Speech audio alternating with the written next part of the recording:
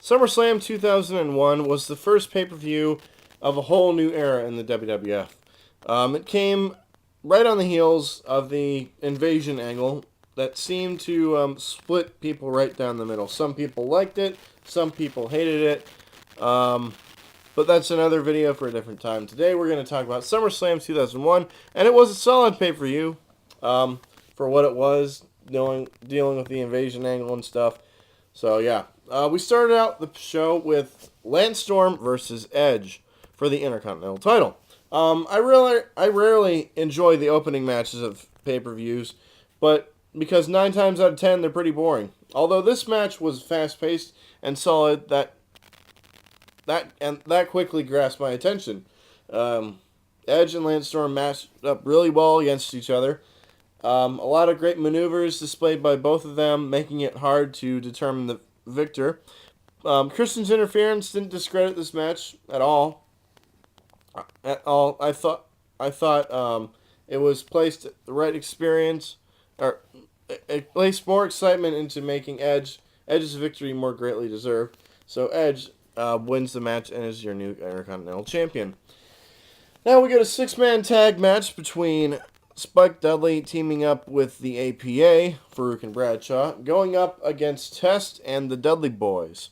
It's a pretty brutal and solid 6-man tag team match, resulting in Spike being brutally double teamed throughout the match. The APA did their best, although Shane O'Mac comes to Test's aid and saves the day for the Alliance. It's a pretty good match, not gonna lie. Now we get the Light Heavyweight Championship versus the Cruiserweight Championship in a unification of some sort title match with X-Pac and Tajiri. A great high-flying match between these two men, which I really did not expect. X-Pac to me is just the average wrestler, although here in this match he really impressed me by picking up the win. So X-Pac is your Light Heavyweight and Cruiserweight Champion. Next up, we get Rhino versus Chris Jericho. It's a pretty solid match between these two. Better than it was expected. The build-up was pretty average. I mean, Rhino spears Jericho through the SmackDown sign, and they set up a match here. It's pretty much. Rhino gores Jericho as he was flying midair on the outside. Stephanie gets lip-locked on the apron, then heads into Rhino tapping. Then that leads into Rhino tapping to the walls. Jericho. Now we get the hardcore title ladder match with Rob Van Dam going up against Jeff Hardy.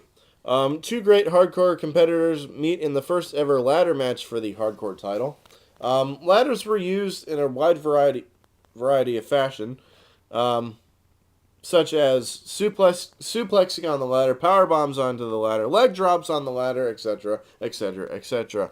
It's a pretty fantastic match in which the crowd did not care who won because they are both fan favorites. Now we get the cage match for the WWF Tag Team Championships against the WCW Tag Team Champions.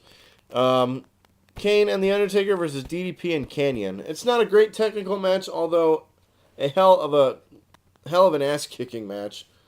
Undertaker and Kane dominated the entire match, and then finally let Kanyon go up, and the two brothers beat the absolute crap out of DDP. A must-see, a match to only see WCW get the hell beaten out of them, which is still entertaining enough to say the very least. Which brings us to the first of two big championship matches. The first match, the WWF Championship match, Kurt Angle versus Stone Cold Steve Austin. This wasn't a wrestling match. It was more like a street fight. Angle gets all bloody from getting thrown into the ring post about 8 times. Austin receives a couple of suplexes onto the floor, and Angle gets about 4 stunners throughout the match and still kicks out of all of them.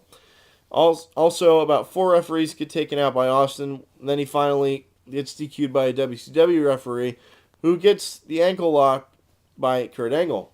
I think it's definitely one of Stone Cold's best matches, and Austin doesn't get enough Austin does not get angle slammed off the top rope, which some reviewers said about in their review before, I think. Somewhere I saw that.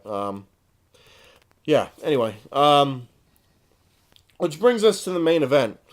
The WCW Championship main events the show. The Rock taking on Booker T. It's a great match between Booker T and The Rock, in which we see the Rock Bottom versus the Bookend. Shane McMahon appears to get clotheslined by Bradshaw and then Rock Bottom on the floor by The Rock. I love the ending where Booker T had everything going for him, and then suddenly Rock Bottom out of nowhere. Great match, although Austin versus Angle, I think, should have been the main event. And that is SummerSlam 2001 out of 10. I'm going to give SummerSlam 2001 a...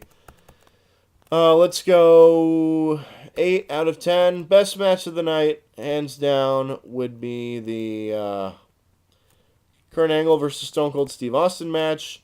And the worst match of the night was probably the six-man tag between Dudley Boyz and Test and APA and Spike Dudley. That's SummerSlam 2001. Coming up next, my favorite SummerSlam, SummerSlam 2002.